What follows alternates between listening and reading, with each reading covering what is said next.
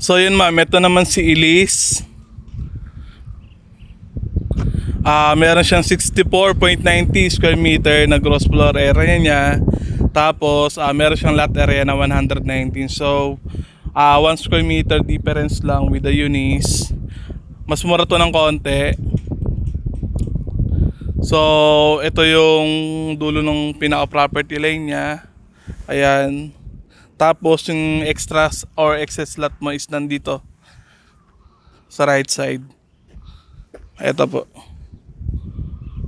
Ang maganda dyan, mahaba pa yung ano mo. May gutter dito. Ayan po. So almost lahat naman ganun. So hindi agad yung bahay mo, highway na agad. So may gutter pa. Ang property line mo, yan, yung dulo ng ito. Ayan ang pinaka-property line. Yan yung pinaka-pasad mo. So may kunting space ka pa na na-maximize dito. Kasi tapat mo naman yan. Pangalawa, again, dahil kalapit niya lang si Eunice, ayan, main road ulit. Okay, so check natin yung loob. Check muna natin yung palibot ng bahay. So may kita nyo naman, medyo mas malaki ang discount na ito. Kasi ayun lang na may papagawa nyo, kunti lang oh. Ito alulod lang. Tapos I think flashing ba yan or trusses.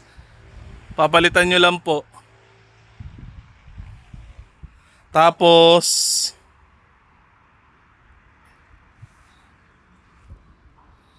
ayan. Kunting repaint, yung mga white paint lang naman yung medyo na sa alikabok. So kung medyo maselan kayo, pwede na siya i-retouch. Tapos sa likod, check natin. Mga bintana okay naman lahat, wala namang any damages. So ito yung likod mo. Okay, laki pa, ang lawak pa ng likod oh. Ayan, kasi ito boundary na to ng Ayan oh, ito na yung katalikuran mo eh. Nag-fence na sila. So, ang laki pa ng space mo dito sa likod. So yun, meron rin service area. Mga windows naman natin. Ayun, ayan yung nire-repair dito. Yung flashing na yan.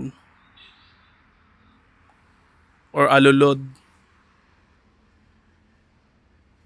Check natin loob kung ano pa i-repair dito. Yung mga ganitong RF pumps, malaki discount na ito.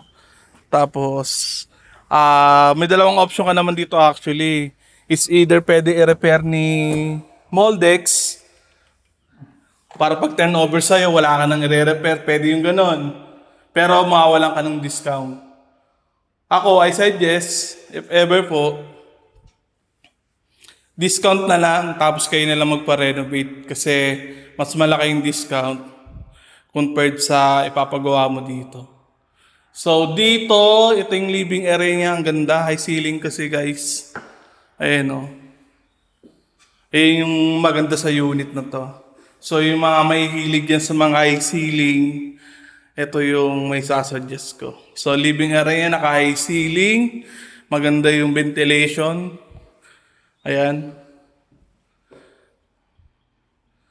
Ayan, wala akong binuksan na ilaw. Natural light lang yung napasok na napakaliwanag. So ito yung hagdan, may shelves ka dito. Then, ito yung kitchen.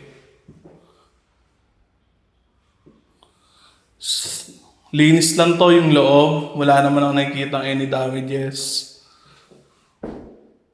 Upon turnover naman, papalinis ko muna yan bago yung makuha yung unit.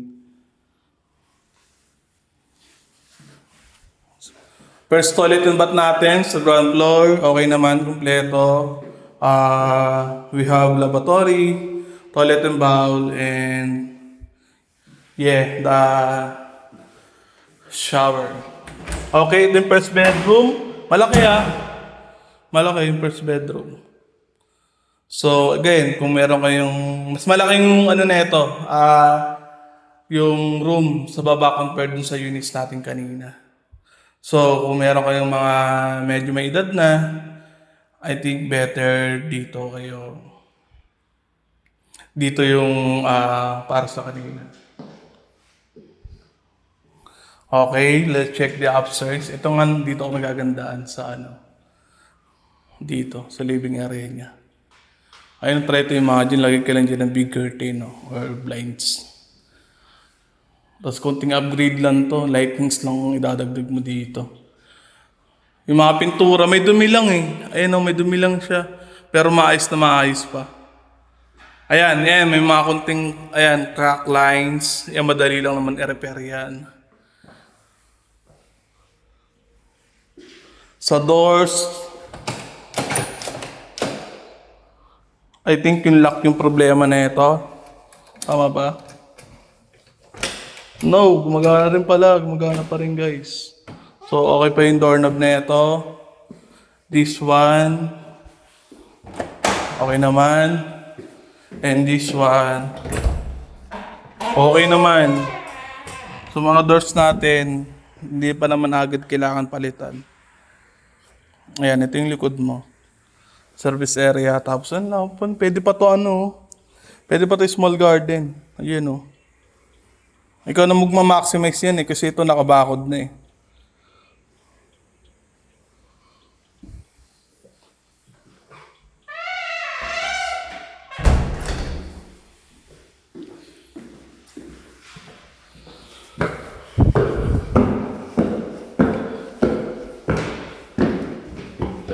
So, ayan, yung ganda nung, ito yung beauty ng high ceiling. Pag nandito ako sa hagdan, ganyan yung view mo. Okay, so pag akyat natin, ganyan yung bubungod sa'yo. Dito yung placement ng toilet and bath natin. So, yun. Again, hindi kayo magagawa kasi you have in the second floor and you also have in the ground floor. Tapos ito, sa flooring nito, this is vinyl.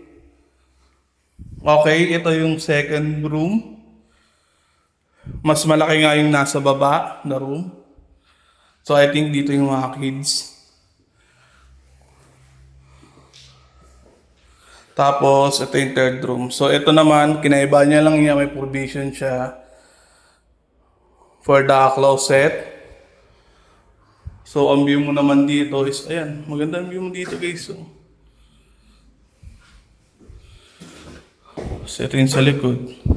So, parang nakikita kong re-repair dito. Ito, kagaya niyan. Madali lang repair yan, guys. Hardplex lang yan. I think this is a gypsum board.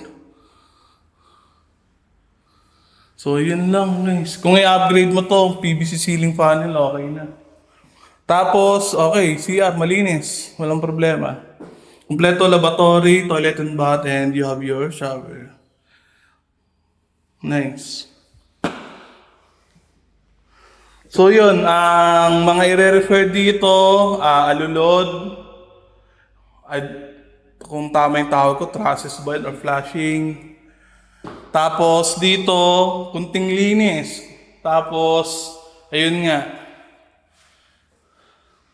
Itong isang to.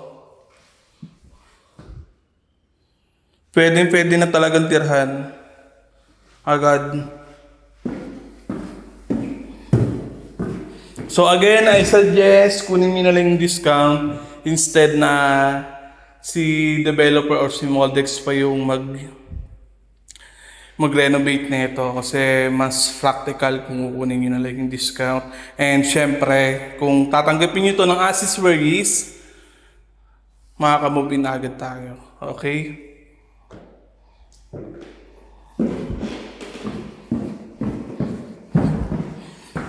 So, yun lang naman guys. Wala akong nakikitang major damages dito. As in, hindi sobrang urgent na ipagawa yung mga minor damages dito. Malilipatan nyo na. Lilinisan lang talaga. Yun lang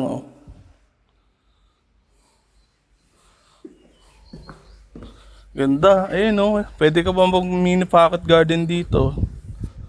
Pwede dito. Tapos ito. Hindi ganun kalaki yung carport niya. Pero kasi nasa main road ka naman guys. Ayun, no, kahit mag-park kagaya niyan, nakapark sa labas, wala namang problema yan kasi hindi naman nakakaabala.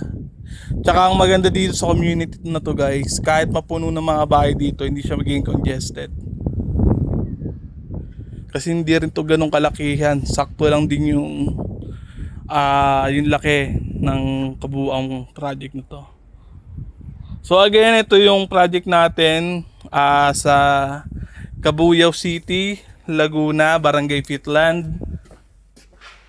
Sara ko lang. Sobrang lapit lang neto sa Nuvali, guys. Prime location na, pero yung presyo neto, guys, sobrang competitive. May mga project here na 100k per square meter na yung presyo. But yung presyo dito is, I think, not more than 30k per square meter.